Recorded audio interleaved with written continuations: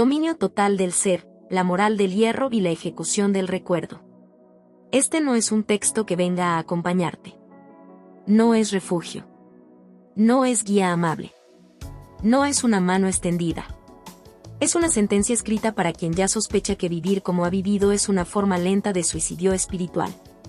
Aquí no se viene a sanar, se viene a ser despojado. A perder. A ser reducido hasta que solo quede lo que no puede romperse. Este libro no nace del deseo de mejorar la vida, sino de la necesidad de dejar de mentirse. Parte de una premisa brutal: la mayoría de los seres humanos no viven, sobreviven anestesiados por relatos cómodos, esperando señales, permisos o rescates que nunca llegan. Se mueven impulsados por memorias que los gobiernan, emociones que los chantajean y valores heredados que jamás resistieron una crisis real.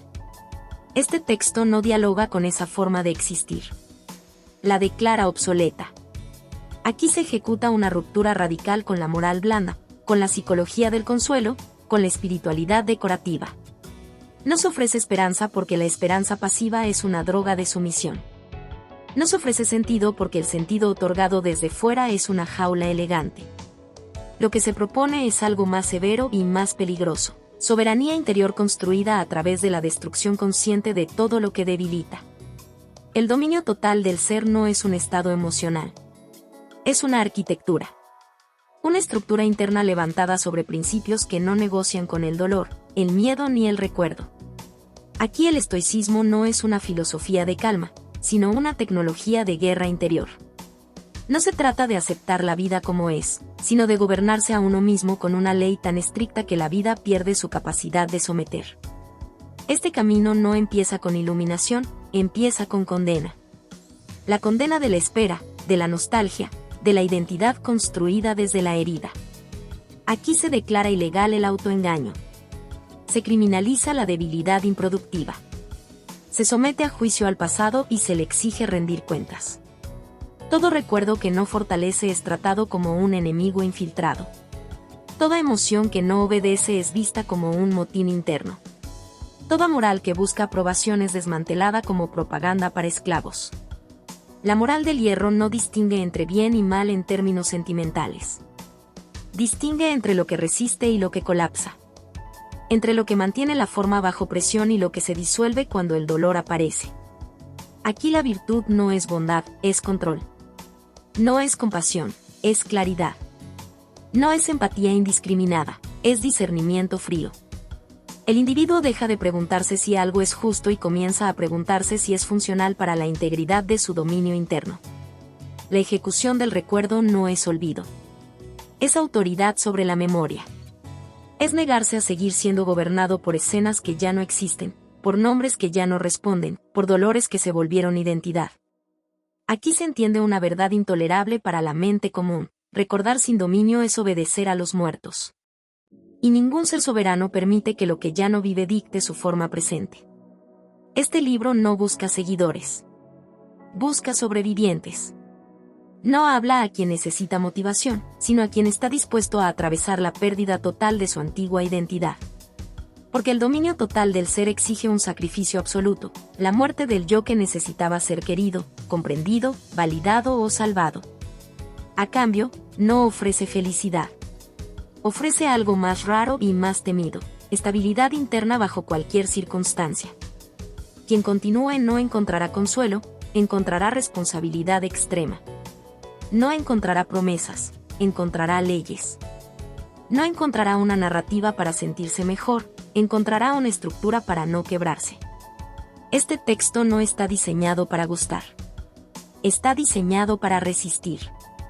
Y solo quien esté dispuesto a dejar de suplicar, de esperar y de justificarse podrá atravesarlo sin retroceder. Aquí comienza el rito. No de elevación, sino de amputación. No de esperanza, sino de dominio. No de luz, sino de forma. Y una vez que se entra, ya no hay regreso sin desprecio por lo que se era. El despertar del verdugo interior. Sentencia: nadie vendrá. Nunca. El inicio no es un amanecer. Es una fractura. El momento exacto en que el individuo comprende, sin anestesia ni metáfora, que nadie vendrá a rescatarlo. No el tiempo. no el amor, no la justicia, no la suerte, no Dios, no el destino. Nadie. Nunca. Esta verdad no llega como revelación luminosa, llega como un golpe seco en la nuca, una interrupción violenta del autoengaño que sostuvo la vida durante años. El despertar no eleva, destruye. Y en esa destrucción comienza todo. La espera es el último refugio del que no se atreve a gobernarse. Esperar es postergar la responsabilidad. Esperar es permitir que el caos administre el calendario. Esperar es creer que el sufrimiento será corregido por fuerzas externas, cuando en realidad se pudre por dentro. La espera no es paciencia, es rendición diferida. En este capítulo, la espera es declarada crimen contra la conciencia. Se la despoja de su falsa dignidad y se le expone como lo que es, una forma elegante de abdicar. Aquí se ejecuta la fantasía del rescate. Se arrastra al centro del ritual la idea infantil de que alguien llegará a ordenar el desastre, a explicar el dolor, a justificar la debilidad. Se le quita el disfraz de esperanza y se le muestra el rostro real, dependencia. La ayuda externa no se niega por orgullo, se niega por lucidez. Porque todo lo que depende de otro para sostenerse ya nació frágil. El individuo entiende, con una claridad que quema, que cada día vivido esperando fue un día entregado al azar. Y el azar no tiene compasión. En ese punto exacto, cuando la espera muere, nace el verdugo interior. No como una voz amable. No como un guía espiritual. Nace como una presencia implacable que no pregunta cómo te sientes, sino qué hiciste. El verdugo no consuela porque el consuelo adormece. No explica porque la explicación distrae. No justifica porque la justificación perpetúa la falla. El verdugo exige. Exige orden donde hubo caos.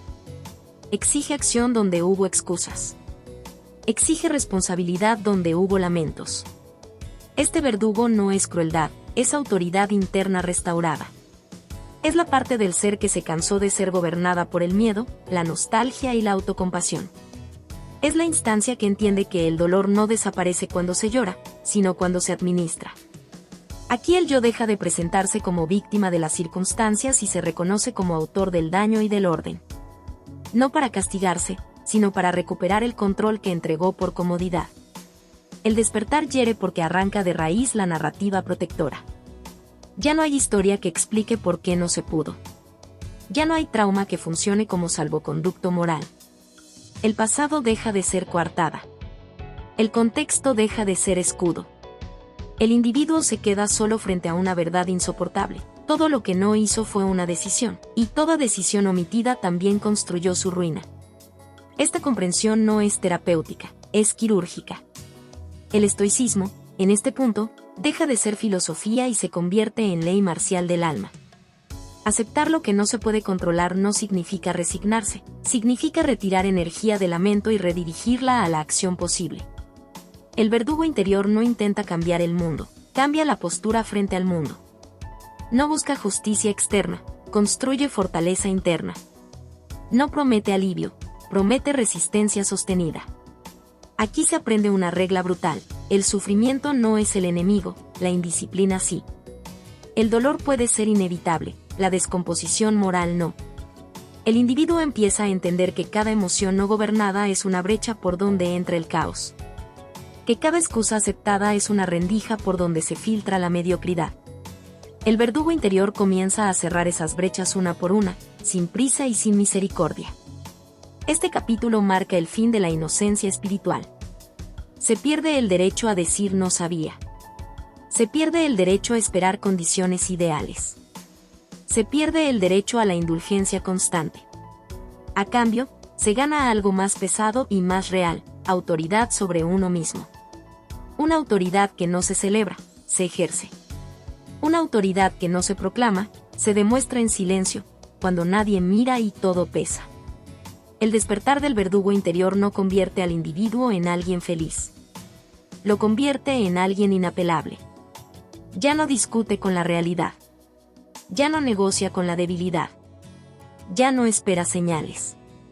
Actúa desde la comprensión brutal de que el tiempo no cura, la vida no compensa y el mundo no se detiene por nadie. Solo el carácter sostiene lo que el caos intenta derrumbar. Cuando este capítulo termina, no hay aplausos ni alivio. Hay una quietud dura, incómoda, irreversible. El individuo ya no puede volver a fingir que no sabe. Ya no puede esconderse en la espera. El verdugo interior ha despertado y no vuelve a dormir.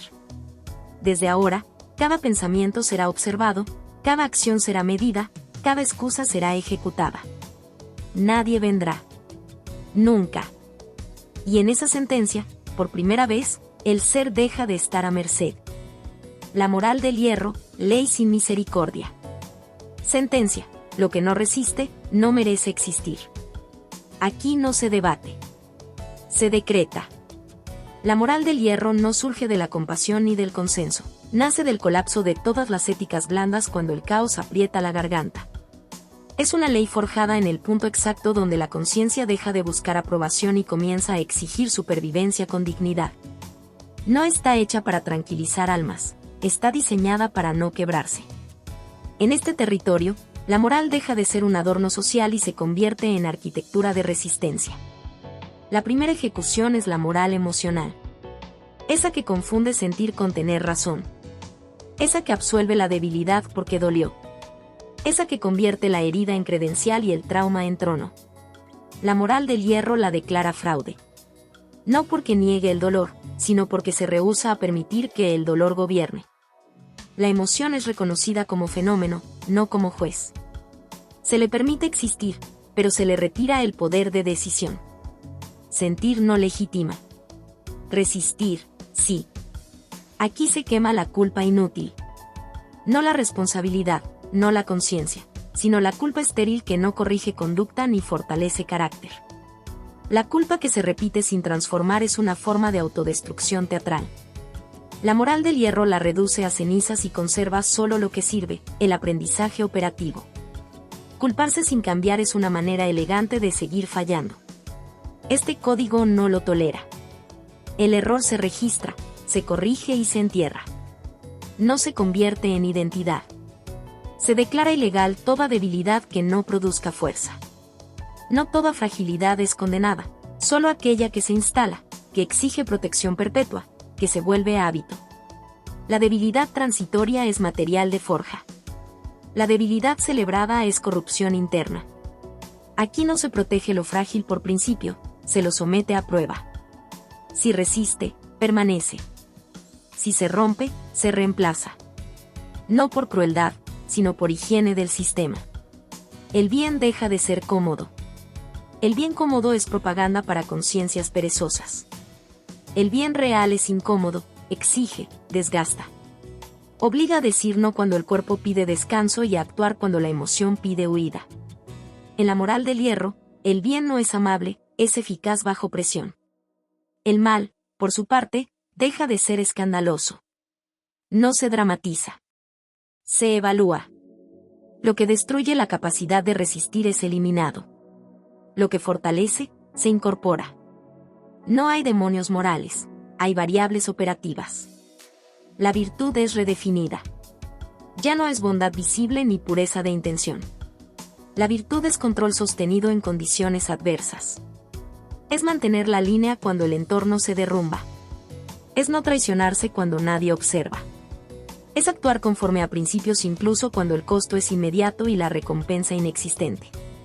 La virtud no busca aplausos, sobrevive al desprecio.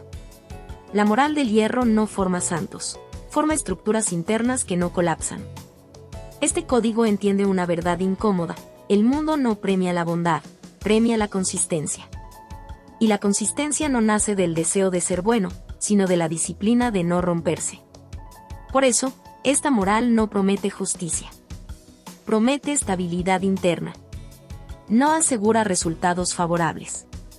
Asegura que, ocurra lo que ocurra, el individuo no se disolverá en excusas ni en resentimiento. La ley es simple y brutal: todo principio debe pasar por el fuego. Si no resiste la pérdida, la traición, la presión y el silencio, no es principio, es consuelo. La moral del hierro no conserva ideales frágiles. Lo somete a la realidad y observa. Los que sobreviven se convierten en ley interna. Los que no, son descartados sin nostalgia. Aquí se comprende que la misericordia indiscriminada es una forma de negligencia. La compasión sin exigencia perpetúa el fallo. Por eso esta moral no acaricia, corrige. No suaviza, endurece donde hace falta. No perdona por sistema, evalúa si el perdón fortalece o debilita. El perdón que reincide en el error es complicidad. La moral del hierro no es vengativa, pero tampoco es indulgente. Es exacta. El individuo que adopta esta ley deja de preguntar si algo es justo y comienza a preguntar si es sostenible. Deja de medir acciones por intención y las mide por consecuencia. Aprende a preferir el peso del deber al alivio momentáneo del deseo. Aprende que la libertad no consiste en hacer lo que quiere, sino en no ser arrastrado por lo que quiere. Cuando este capítulo se sella, el ser ya no busca aprobación moral externa. Ha instaurado una ley interna que no negocia con el cansancio ni con la presión social. No se siente superior, se siente responsable. Sabe que cada concesión a la debilidad crea precedentes. Sabe que cada vez que se traiciona, el sistema interno pierde autoridad. Por eso cuida su ley como se cuida una frontera. La moral del hierro no promete humanidad amable. Promete integridad bajo asedio. No ofrece paz emocional. Ofrece continuidad del carácter. Y en un mundo que aplasta lo inconsistente, esa continuidad es una forma de poder silencioso. Lo que no resiste, no merece existir. No por castigo, sino porque no sobreviviría. La ejecución del recuerdo. Sentencia. El pasado que duele y no enseña es un crimen activo. Este capítulo no recuerda, juzga. No narra, sentencia. Aquí la memoria es arrastrada al centro de un tribunal sin indulgencia, sin música, sin flores. La historia personal pierde su inmunidad. Deja de ser lo vivido y se convierte en material probatorio. El individuo comprende, con una claridad que quema la lengua, que recordar no es un acto inocente. Recordar es ejercer poder. Y todo poder sin control es tiranía. Se convoca a los recuerdos uno por uno. No entran como reliquias, entran como acusados. No se les pregunta cómo se sienten, se les pregunta para qué sirven. La pregunta es brutal y definitiva. ¿Este recuerdo fortalece o debilita? No hay tercera opción. No hay matices sentimentales. La memoria que no produce claridad, disciplina o dirección es declarada sospechosa. La que hiere sin enseñar es declarada culpable. Aquí se derrumba el mito más peligroso, que todo pasado merece respeto. No. El respeto se gana por utilidad y verdad, no por antigüedad. La historia personal, cuando no se somete a examen, se convierte en dogma. Y el dogma paraliza. Por eso este tribunal no honra la biografía, la interroga hasta quebrarla. Lo que resiste, se conserva. Lo que se defiende con lágrimas, se elimina. La nostalgia es llamada a declarar y no resiste el interrogatorio. Se revela como lo que siempre fue, una traición elegante. No honra lo que fue, sabotea lo que es. La nostalgia selecciona recuerdos como un falsificador selecciona pruebas, exagera lo bueno, edulcora lo terrible, convierte el dolor en identidad. En este capítulo, la nostalgia es despojada de su aura poética y expuesta como un mecanismo de dependencia. Se le declara enemiga del dominio. Se le retira el derecho a existir. El apego al dolor queda al descubierto. No como herida abierta, sino como adicción. Hay quienes no recuerdan para comprender, sino para sentir de nuevo el golpe, porque el golpe se volvió familiar, porque el sufrimiento se volvió hogar. Este tribunal nombra esa conducta sin compasión, autoesclavitud. El individuo aprende que revivir el daño no es profundidad emocional, es incapacidad de soltar el control. El dolor, cuando se repite sin transformación, se convierte en una droga que anestesia la acción. Aquí se dicta una ley estoica llevada al extremo, no se controla lo que ocurrió, pero sí se controla el lugar que ocupa. El pasado no se puede borrar, pero se puede desarmar. Se le quita la voz. Se le quita la autoridad. Se le reduce a dato, a lección, a cicatriz funcional. El recuerdo deja de ser un amo y se convierte en archivo. Se consulta cuando sirve. Se cierra cuando estorba. El rito de ejecución no es violento, es preciso. Se mata el recuerdo que exige reverencia. Se elimina la memoria que reclama lágrimas. Se destruye la imagen interna que pide ser protegida. No hay culpa en esta matanza, porque la culpa pertenece a una moral que confunde piedad con virtud. Aquí la virtud es libertad operativa. Y no hay libertad mientras los muertos sigan dando órdenes. El individuo aprende una verdad insoportable. Muchas de sus decisiones actuales no son elecciones, son reacciones atrasadas. Respuestas a escenas que ya no existen. Defensas contra ataques que ya terminaron. El pasado gobierna porque nunca fue destituido. Este capítulo ejecuta ese gobierno. Se proclama la independencia del presente. Se corta la cadena que une estímulo antiguo con conducta actual. La memoria que sobrevive al tribunal es transformada. Ya no hiere. Informa. Ya no acusa. Orienta. Ya no exige compasión. Produce criterio. El resto es eliminado sin ceremonia. No se escribe epitafio. No se visita la tumba. El individuo no vuelve atrás para verificar si fue correcto. La duda es un lujo que se paga con recaídas. Aquí se comprende que recordar sin dominio es permitir que el pasado vote en cada decisión. Y el pasado siempre vota por lo conocido, incluso si lo conocido fue ruina. Por eso este capítulo no enseña a sanar recuerdos, enseña a neutralizarlos.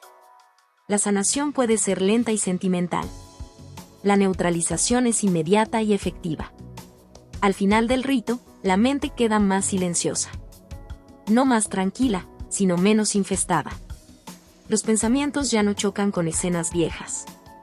Las emociones ya no se disparan por sombras.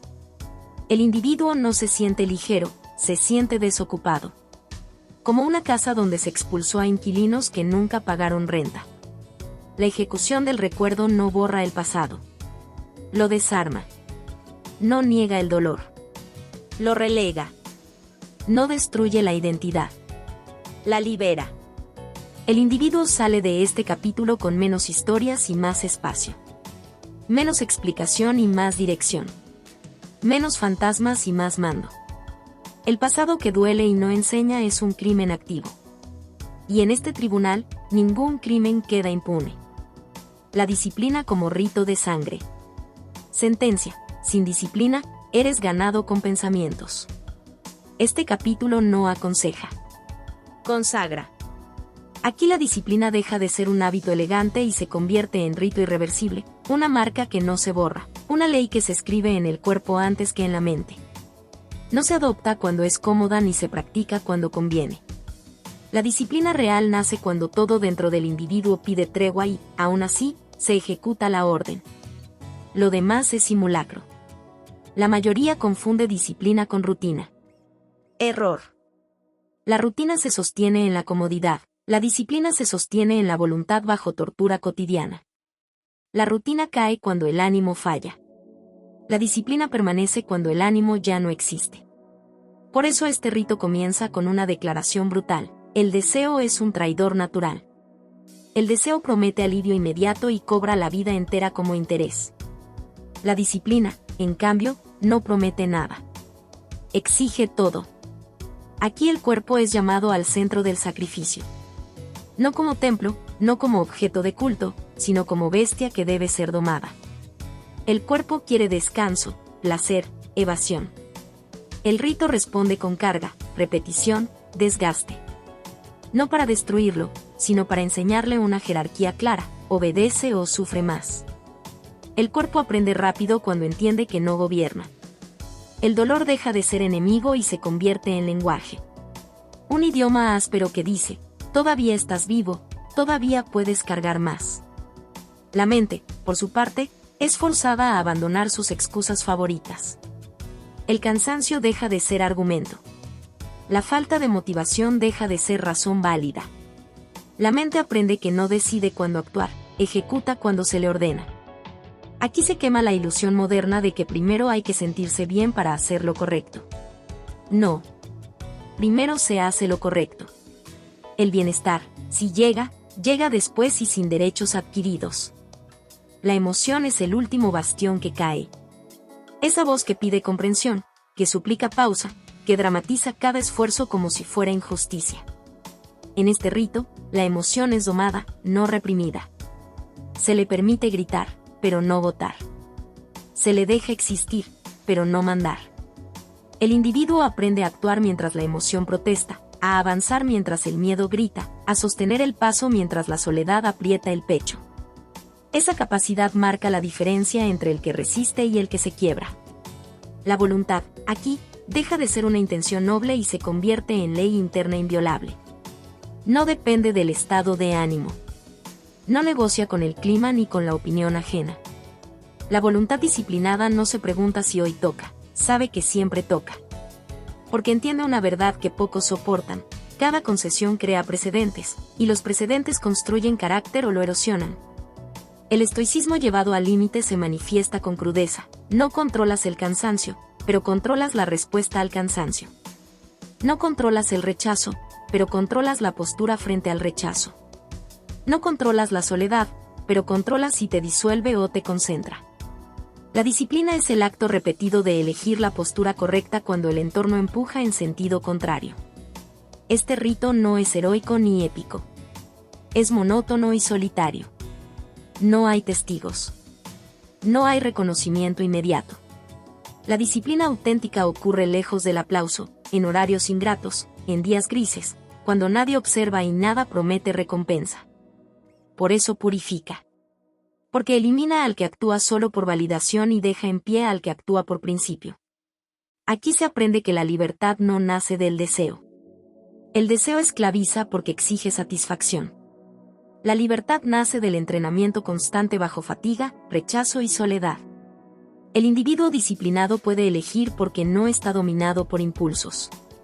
El indisciplinado cree que elige, pero reacciona como ganado dirigido por estímulos: hambre, miedo, comodidad, aprobación. La disciplina como rito de sangre no es violencia externa, es renuncia interna. Renuncia al placer inmediato. Renuncia a la excusa elegante. Renuncia a la identidad blanda que necesita permiso para actuar. Cada día, el individuo se presenta al rito y reafirma la ley. No porque quiera, sino porque decidió una vez y no revisa la decisión. Al final de este capítulo, el ser no se siente inspirado. Se siente estructurado. No más libre en apariencia, pero infinitamente más libre en esencia. Ya no depende del impulso. Ya no se disuelve ante la presión. Ya no necesita que el mundo sea favorable para avanzar. Sin disciplina, eres ganado con pensamientos. Con disciplina, te conviertes en una fuerza que no pide condiciones. El asesinato del yo antiguo. Sentencia: el que fuiste debe morir para que algo invencible exista. Este capítulo no dialoga. Estirpa. Aquí no hay mejora gradual ni reconciliación amable con el pasado. Aquí se reconoce una verdad que la mayoría evita porque exige sangre simbólica. El yo antiguo no es una versión incompleta, es una estructura fallida. No se repara lo que nació defectuoso para resistir. Se elimina. La continuidad es un mito sentimental, la supervivencia exige ruptura. El yo antiguo se presenta con argumentos suaves: hice lo que pude, era otra época, no sabía más. Este tribunal no escucha. No porque ignore las circunstancias, sino porque entiende que las circunstancias no gobiernan. El yo antiguo fue funcional en un entorno de indulgencia y protección. En el territorio actual, es una carga. Se le retira el mando. No se le agradece el camino recorrido. El agradecimiento crea apego, el apego reproduce el error. Este asesinato no es odio hacia lo que fuiste, es lucidez sin anestesia. El yo antiguo está compuesto de reflejos aprendidos, miedos heredados, narrativas prestadas. Reacciona, no decide. Suplica, no sostiene. Necesita aprobación, calor, promesas. Esa dependencia lo vuelve predecible, y lo predecible es frágil. Por eso se le declara obsoleto. No por crueldad, sino por criterio. Aquí se rompe la idolatría de la identidad. La identidad como relato personal es un refugio para la incoherencia. Soy así se convierte en permiso para fallar. Así me hicieron en excusa para no cambiar. Este capítulo dinamita ese refugio. La identidad deja de ser narrativa y se vuelve estructura operativa. Ya no importa quién dice ser, importa que resistes cuando nadie te mira y todo pesa. El rito comienza con la exposición. El yo antiguo es desnudado de sus virtudes proclamadas y evaluado por sus resultados. ¿Sostuvo la línea bajo presión? ¿Mantuvo principios cuando el costo fue real? ¿Actuó sin aplauso? Si la respuesta es no, no hay apelación. La nostalgia intenta intervenir, pero se la silencia. La nostalgia es propaganda del yo antiguo para sobrevivir. Aquí no tiene voz. La eliminación es limpia. No se dramatiza. No hay despedidas. El yo antiguo no recibe homenaje porque el homenaje perpetúa la sombra. Se le reconoce como error necesario, se extrae la lección útil y se procede. El individuo entiende que cargar con versiones pasadas por lealtad es una forma sofisticada de suicidio moral. La lealtad auténtica es hacia la capacidad de resistir, no hacia la memoria. El estoicismo llevado al límite se vuelve acto quirúrgico. Se conserva lo que depende de la voluntad. Se descarta lo que exige condiciones. El nuevo núcleo no pide sentido, impone dirección. No busca coherencia emocional, busca coherencia operativa. El yo nuevo no se pregunta quién es porque esa pregunta invita a la ficción. Se pregunta qué soporta, porque esa pregunta exige verdad. En este punto, el individuo acepta una pérdida irreversible, la pérdida del derecho a sentirse especial por haber sufrido. El sufrimiento ya no otorga identidad. Solo otorga datos. El yo antiguo vivía del significado del dolor. El yo nuevo utiliza el dolor como insumo. La diferencia es total. Uno pide comprensión. El otro continúa. El asesinato del yo antiguo produce silencio. Un silencio incómodo, sin narrador interno, sin explicación permanente. Ese silencio es fértil. En él se instala una forma nueva de presencia, compacta, sobria, sin adornos. El individuo ya no necesita contarse historias para actuar. Actúa porque la ley interna está clara. Este capítulo también elimina la necesidad de coherencia retrospectiva. El yo antiguo intenta unir los puntos, justificar contradicciones, salvar la autoestima. El yo nuevo no mira atrás para explicarse. Mira adelante para sostener. La coherencia ya no es estética, es funcional. No se ve bonita. Funciona bajo asedio. La violencia de este acto no está en el gesto, sino en la consecuencia. Ya no hay regreso. El individuo pierde el refugio de yo soy así. Pierde la excusa de siempre he sido de este modo. Gana algo más duro y más real, capacidad de reconfiguración. Cuando una conducta falla, se cambia. Cuando una creencia estorba, se elimina. Sin duelo. Sin drama. El yo invencible que emerge no es arrogante. Es inflexible con lo esencial. No presume fortaleza, la ejerce. No proclama valores, los sostiene cuando duelen. No necesita definirse, se manifiesta en la consistencia diaria. Este yo no busca aprobación ni identidad fija. Busca continuidad del mando. Al cerrar este capítulo, el individuo no se reconoce en el espejo. Y eso es correcto. Reconocerse es una forma de apego. Aquí se privilegia algo más peligroso, operatividad sin nostalgia. El pasado ya no reclama. El presente obedece. El futuro no promete nada. Y aún así, el ser permanece. El que fuiste debe morir para que algo invencible exista. No como tragedia. Como condición de permanencia. Soberanía absoluta, el silencio del que ya no suplica. Sentencia, el dominio no grita. Permanece. Aquí no hay clímax emocional. No hay aplauso interno. No hay abrazo final con la vida. Este capítulo no cierra nada, sella. Es el punto donde el ruido humano deja de tener jurisdicción. El ser que ha atravesado la ejecución del recuerdo, la moral del hierro, la disciplina como rito y el asesinato del yo antiguo no emerge luminoso ni reconciliado, emerge sellado. Compacto. Inalterable. lo que queda no pide comprensión ni aprobación. Ya no habla el lenguaje de la herida, ni del deseo, ni del miedo. Habla el lenguaje del peso propio. La soberanía absoluta no es una coronación, es una amputación final. Se pierde la necesidad de ser visto. Se extingue el impulso de explicar. Muere la esperanza de que el mundo responda. Y en esa muerte no hay tragedia, hay liberación estructural. El individuo ya no se siente incompleto sin respuesta externa. Comprende, con una claridad que quema, que suplicar fue siempre una forma de esclavitud y que toda expectativa fue una cadena elegante. Aquí el silencio no es vacío, es autoridad. Un silencio que no nace de la derrota, sino del control total sobre el impulso de reaccionar. El soberano no responde al caos, lo atraviesa sin modificar su eje. No discute con la injusticia, la registra y actúa cuando corresponde. No busca sentido, lo impone a través de la forma. No espera oportunidades, las fabrica o las descarta sin resentimiento. Este ser ha comprendido una ley brutal: todo lo que reacciona puede ser manipulado. Toda emoción no gobernada es una puerta abierta. Toda necesidad de aprobación es una soga voluntaria. Por eso aquí no hay felicidad, ese narcótico social que exige condiciones externas. Tampoco hay paz, esa tregua frágil que depende de que nada duela.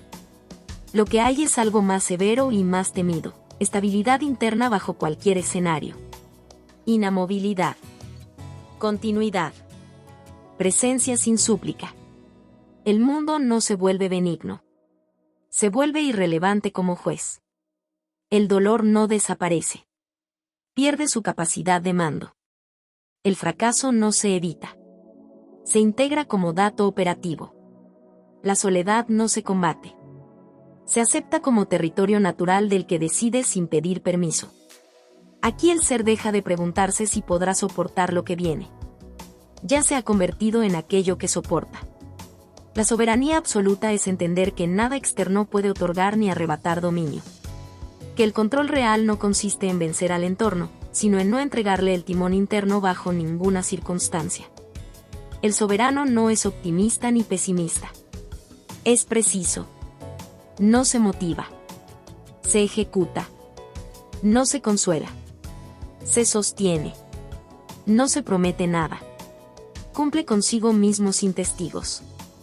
En este punto final, el individuo ya no interpreta su vida como una historia. La vive como una función. Cada acto responde a una ley interna establecida con sangre, renuncia y vigilancia constante. No hay indulgencia hacia la recaída emocional. No hay romanticismo del cansancio. Hay respeto absoluto por la estructura construida, porque sabe lo que costó y lo que ocurre cuando se relaja la guardia. El silencio del que ya no suplica no es indiferencia, es elección extrema. Se habla solo cuando el acto necesita forma verbal. Se escucha solo lo que aporta información. Se observa sin absorber veneno. La compasión existe, pero no gobierna. La empatía existe, pero no debilita. El ser no se endurece por odio, sino por claridad. Comprende que la ternura sin control destruye y que la firmeza sin drama salva. Este capítulo no invita a nada. Declara. No promete recompensa. Establece un estado irreversible. Quien llega aquí ya no puede volver a vivir como antes sin sentir asco estructural. Porque ha probado lo que significa no depender. No pedir. No esperar. No justificar.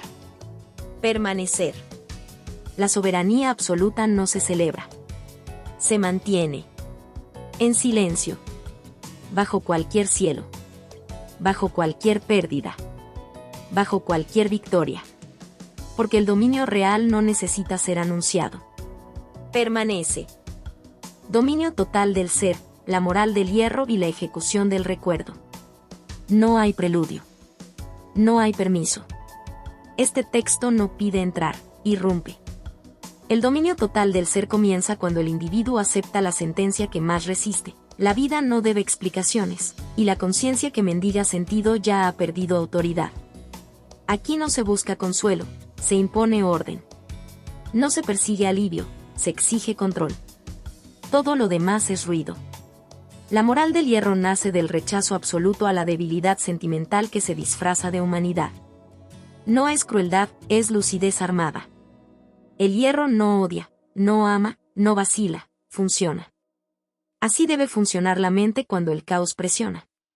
El estoicismo llevado al límite no predica serenidad decorativa, dicta disciplina de guerra interior. No te pide que aceptes el dolor, te obliga a administrarlo. No te enseña a sentir menos, te enseña a no obedecer. La primera traición que se ejecuta es la esperanza pasiva. Esperar es delegar soberanía. Esperar es confesar incapacidad. El que espera cree que algo externo corregirá su desorden interno. Esa creencia es una renuncia anticipada.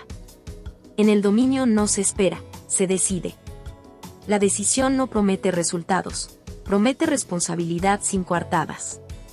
Aquí el individuo deja de preguntar por qué y adopta la pregunta que quema: ¿qué haré con lo que existe? El resto es literatura para cobardes. Luego viene el rito mayor, la ejecución del recuerdo. El pasado es llevado al patíbulo sin música ni lágrimas. Se le quita el aura sagrada. Se le arranca el derecho a gobernar. El recuerdo que no enseña es una infección, el que hiere sin fortalecer es un parásito. La nostalgia es declarada delito moral, no honra lo vivido, encadena lo vivo. Aquí se aprende a recordar sin reverencia y a olvidar sin culpa. No por desprecio, sino por higiene del alma. La memoria que exige veneración es un tirano antiguo, se le derroca con silencio. La moral del hierro establece una ley simple y despiadada: todo lo que no aumenta tu capacidad de sostener el peso del mundo sobra. Emociones, vínculos, identidades, hábitos, pasan por el mismo tribunal. No hay excepciones por cariño. El afecto que debilita es una forma de violencia lenta. La culpa inútil es un instrumento de control ajeno.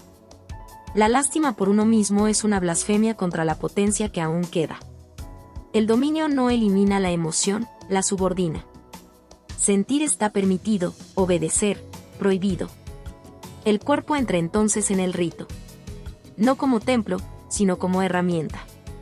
Se le enseña a obedecer órdenes que no negocian. El cansancio deja de ser excusa y se convierte en entrenamiento. La disciplina ya no es hábito amable, es voto. Se cumple cuando duele, cuando nadie mira, cuando el fracaso intenta negociar. La voluntad se forja bajo carga, no en afirmaciones.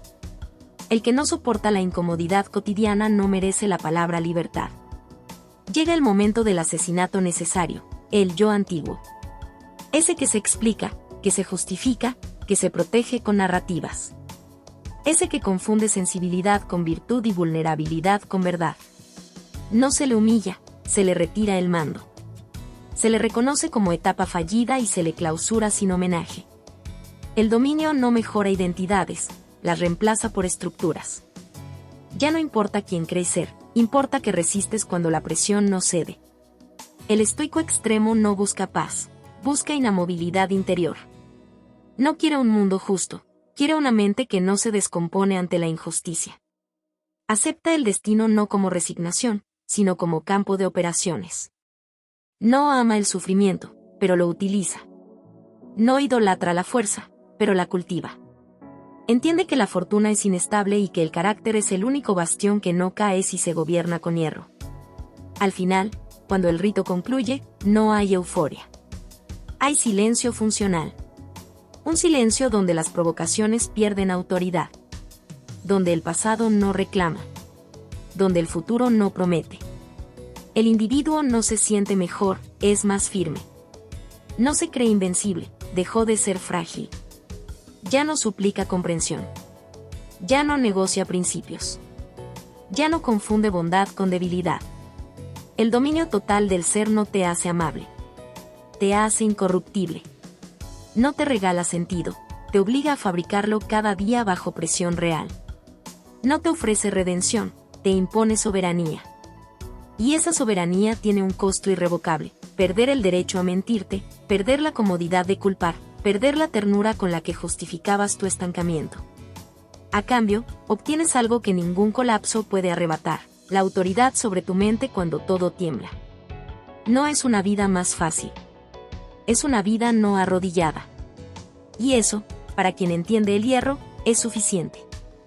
Hola a todos. Si te ha gustado esta historia, por favor compártela y déjame un comentario. Cuéntame qué parte te atrapó más o qué emociones despertó en ti. No olvides suscribirte al canal, activar la campanita y darle me gusta. Tu apoyo nos ayuda a seguir creando contenido emocionante y lleno de emociones. ¿Qué otros temas de historias te gustarían ver en el canal? Tus ideas podrían inspirar nuestra próxima trama con giros inesperados. Gracias por acompañarnos, nos vemos en el próximo video.